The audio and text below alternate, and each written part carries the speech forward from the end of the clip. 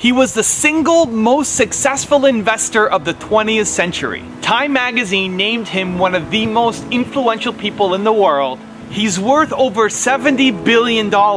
He's Warren Buffett, and here are his top 10 rules for success. How can other people tap dance to work? What's the secret of that? You find your passion. You find your passion. I was very, very lucky to find it, when I was 7 or 8 years old, and fortunately, my children have found their passion. One son loves farming like nothing else. One son loves music like everything else, and all three of them love philanthropy and what they get to do. You're lucky in life when you find it, and you can't guarantee you're going to find it in your first job out. But I always tell the college students that come out, I say, take the job that you would take if you were independently wealthy. You're going to do well at it. If you think you're going to be a lot happier if you've got 2x instead of x, you're probably making a mistake. I mean, you ought to find something you like that works with that, and you'll get in trouble if you think that making 10x or 20x is the answer to everything in life, because then you will do things like borrow money when you shouldn't, or maybe cut corners on things that your employer wants you to cut corners on. Or it just doesn't make any sense. You won't like it when you look back on it. 3 things in hiring people: look for integrity, intelligence, and energy. And he said if the person didn't have the first 2, that the latter 2 would kill them. Because if they don't have integrity, you want them dumb and lazy. You don't want them smart and energetic. It never bothered me if people disagreed with what I thought, as long as I felt I knew the facts. I mean, there's a whole bunch of things I don't know a thing about. I just stay away from those. So I stay within what I call my circle of competence. Tom Watson said it best. He said, I'm no genius, but I'm smart in spots, and I stay around those spots. Well, I try and stay around those spots, and I just don't have a problem if somebody says, you're wrong on something. I go back and look at the facts, and I think that really is much more important, frankly, than having a few points of IQ or having an extra course or 2 in school or anything of the sort. You need emotional stability. I just read and read and read. I probably read 5 to 6 hours a day. I don't read as fast now as when I was younger, but I read 5 daily newspapers. I read a fair number of magazines. I read 10Ks. I read annual reports, and I read a lot of other things too. So I've always enjoyed reading. I love reading biographies. Famous lesson about a margin of safety, that you don't drive a truck that weighs 9,900 pounds across a bridge that says limit 10,000 pounds, because you can't be that sure about it. If you see something like that, you go down a little further down the road and you find one that says limit 20,000 pounds, and that's the one you drive across. The nature of capitalism is that people want to come in and take your castle. It's perfectly understandable. I mean, if I'm selling television sets or something, there's going to be 10 other people that are going to try and sell a better television set. If I have a restaurant here in Omaha, people are going to try and copy my menu and give more parking and take my chef and so on. So capitalism's all about somebody coming and trying to take the castle.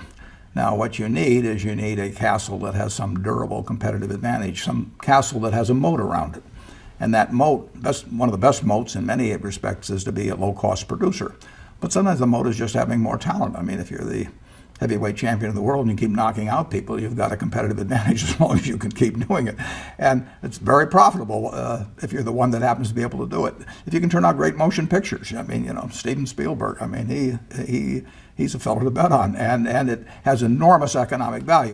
You'd be surprised at my days. I mean, they're very unstructured, no meetings. None. I mean, I don't like meetings, and I read a lot. I wish I were a faster reader. I'd get more done. But I do read a lot, and I'm on the phone a moderate amount. Our businesses run themselves basically out there. My job is allocating capital, and that's what I'm thinking about.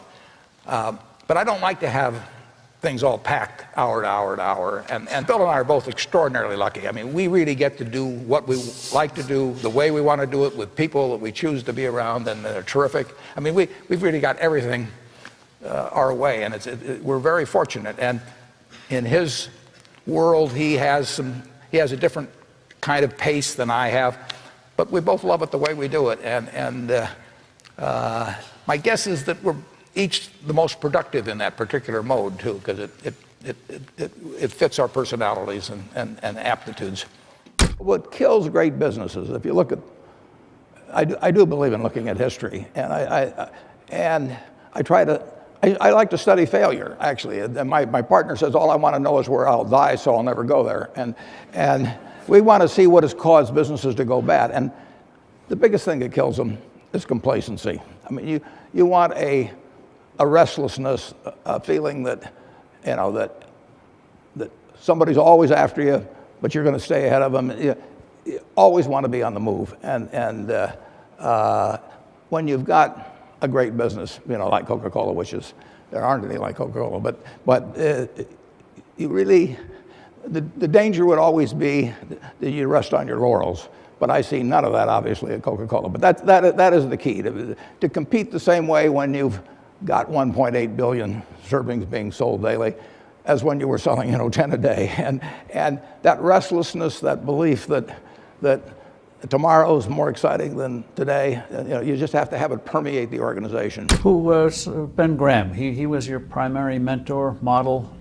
He was a wonderful man, and he was my professor at Columbia. I read his book when I was 19 at the University of Nebraska, and I'd started investing when I was 11, and I started reading about it when I was like 7. So I'd gone through I read every book in the Omaha Public Library that there was on, by the time I was 12, on investing and stock market. And I had a lot of fun, but I never really found out, I never got grounded in anything. And it was entertaining, but it wasn't going to be profitable. And then I read Graham's book, The Intelligent Investor, when I was at the University of Nebraska. And that just opened the whole thing up to me. Yeah, and I named my oldest son is named Howard after my dad, Graham Buffett, and he was a marvelous man. Never expected anything from me in return. Ben Graham, in his low teens, looked around and he looked at the people he admired, and he said, you know, I want to be admired, so why don't I just behave like them? And he found there was nothing impossible about behaving like them. And similarly, he did the same thing on the reverse side in terms of getting rid of those qualities. You have given a lot of fabulous advice, but what's the best advice that you've ever received? Well, I received it in a variety of forms, particularly from my father when I was very young. But I mean, he basically, I think, taught me how to live. Not that I did it perfectly or anything like that, but I mean, he was giving me lessons, but he wasn't doing it by preaching to me. He was doing it by example. But basically, well, the biggest lesson, in a sense, I got is the power of unconditional love. I mean, I think there is no power on earth like unconditional love. And I think that if you offer that to your child, I mean, you're 90% of the way home. And there may be days when you don't feel like it. It's not uncritical love.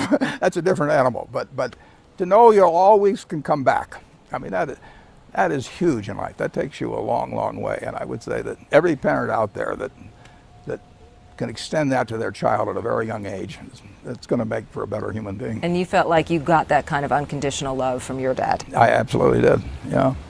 That is a powerful thing. It is a powerful thing. Thank you for watching. I'd love to know what you think of Warren Buffett as an entrepreneur. Let me know your thoughts by leaving it in the comments below. I made this video because Ray Carter asked me to, so if there's a famous entrepreneur that you want me to profile, leave it again in the comments below and I'll see what I can do for you. Thank you for watching, continue to believe, and I'll see you soon.